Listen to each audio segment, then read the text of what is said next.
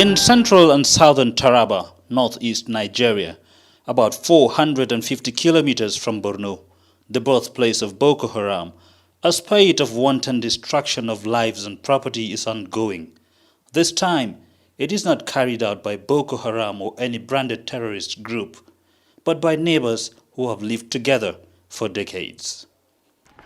For the past 3 decades, we have had serious violent conflict ongoing in Taraba State. Conflict between the Tiv and the Jukuns, the Tiv and the Kuteps, the Tiv and the Fulanis. But with the emergence of the Boko Haram conflict in northeastern Nigeria, the conflict in Taraba State has almost been completely forgotten. We are here now in a place called Lukti, at the border area between Nigeria and Cameroon, just 10 kilometers away into Cameroon, and we are here to discover the effects of this conflict on the ordinary citizens of Nigeria who has run away to take refuge in this very isolated village. So I invite you to come with me on a voyage of this discovery to discover this forgotten conflict here in Nigeria.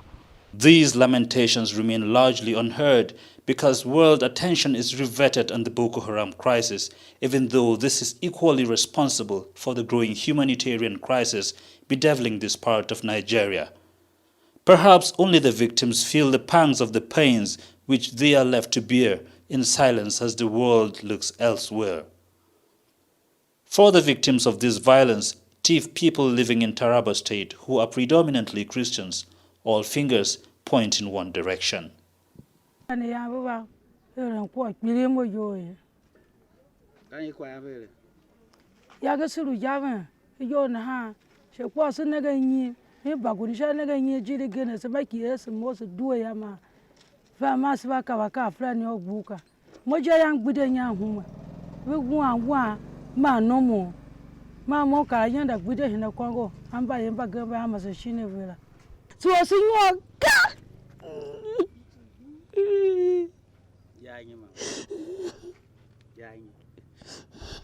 But the Fulanis, a mostly Muslim nomadic and pastoral tribe, vehemently deny any knowledge of religious and ethnic onslaught on the Tiv people. Spokesperson of the Muslim Council in Taraba State, a Fulani man, attributes the violence solely to land tussle. If you call the Fulanis fighting the Jukuns are fighting that they don't want the Fulanis to be there. It's a matter of land. And the Fulanis have nowhere to go but to stay in the bush with their cattle. They will have to fight back. This is what is happening. As the blame games continue, many of these victims feel the government is either indifferent or in conspiracy with their oppressors. They insist religion is being used as a political decoy by the Fulani Muslims to decimate their population, confiscate their land, and give same to other Muslims and render the Tiv politically irrelevant. Presently, it is common sight to find deserted homes and villages, schools and churches overtaken by bushes and reptiles as the Tiv people run for their lives. Incidentally, the only signs of life in these settlements are the Fulanis who graze their cattle freely in the ruins of the Tiv houses and farmlands. But the government of Taraba State says intolerance, among other things, has been largely responsible for the worsening situation. Secretary to the Taraba State government acknowledges that government is aware of the plight of the displaced people and is making plans to solve the root causes of the crisis. First cause of this crisis is this people wanting to have land in order to farm and to do other activities there. So I think land is the number one causes of this incessant fight and quarrel amongst the various groups. Secondly, it has to do with tolerance, lack of tolerance amongst the people. See, nobody wants to tolerate each other. On the slightest infringement, people want to react very violently, they want to react very sharply, they want to revenge, just like the Mosaic law, a tooth for a tooth, an eye for an eye. That is not good enough. The chiefdom aspect of it, if we come together, if this community are many, and they need a leader, certainly they should be allowed to also have their own leader, so that the leader reports to whoever is the overall leader. But a situation whereby you don't want them to have their leader in that area, that the leader should come from the other area. You know, it's another area that you have not respected them. David Ba is a chief of the Tiv people living in Bali, the relatively peaceful part of central Taraba. His domain and home has been besieged by his fleeing tribesmen.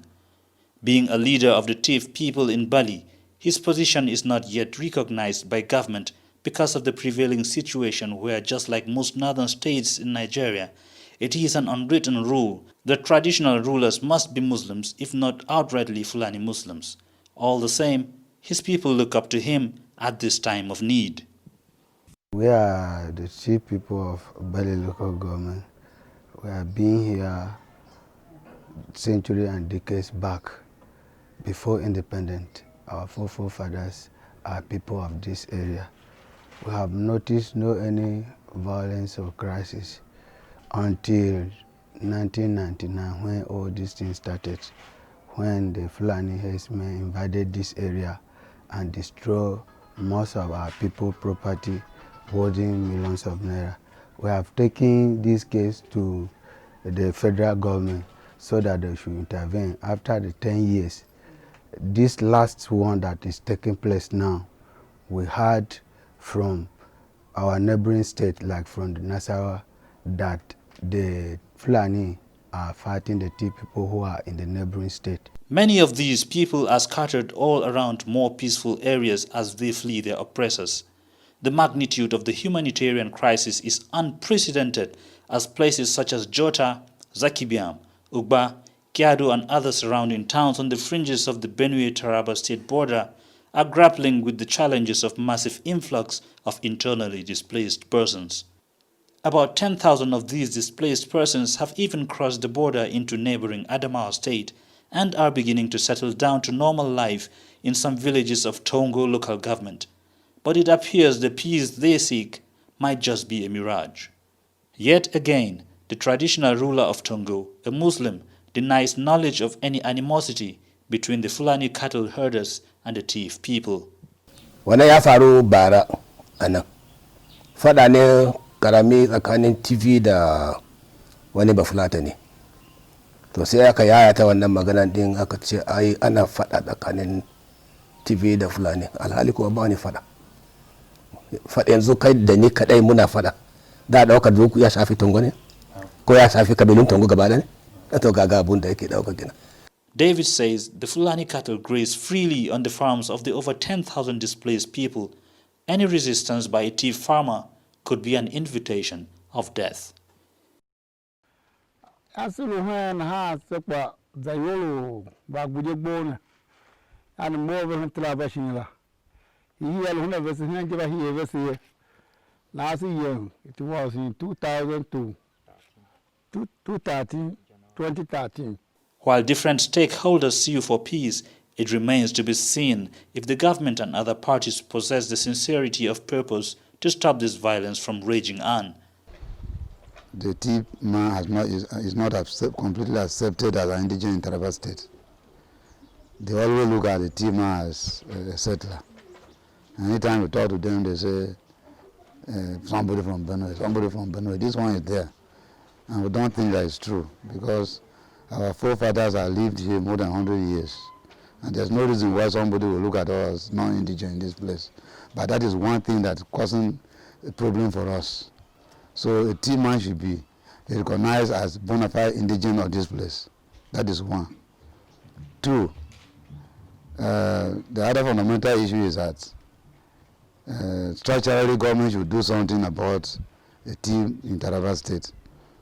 We will need to have our districts, we need to have our wards, and we need to have local government.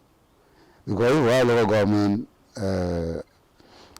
our traditional rights in the local government will be able to attend the traditional council in Taraba state.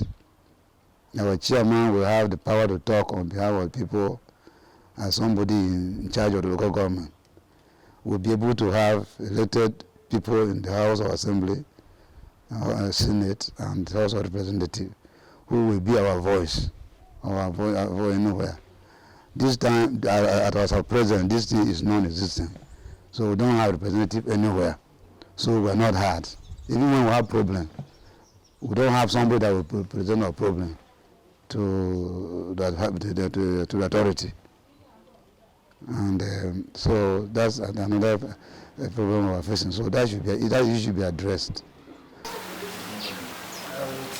It's like there's a group that is pursuing a particular agenda. And from all indications, it's like the agenda is one to conquer, to take over land.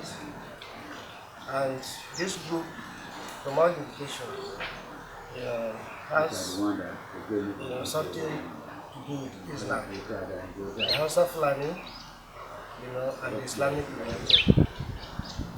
And there are also local interests, people promoting also their personal interests in this crisis. There are people who want to benefit from the result of this crisis.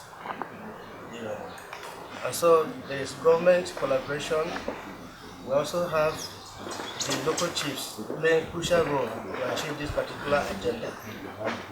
When this crisis started, the local chiefs, most of them, said the Fulanis were the ones, and they exonerated themselves, from whatever was happening. But we discovered that the same local chiefs that exonerated themselves, who were mostly Hausa people, Hausa tribe, and not purely Fulanis, exonerated themselves from this crisis and said the Fulanis were solely because of this crisis.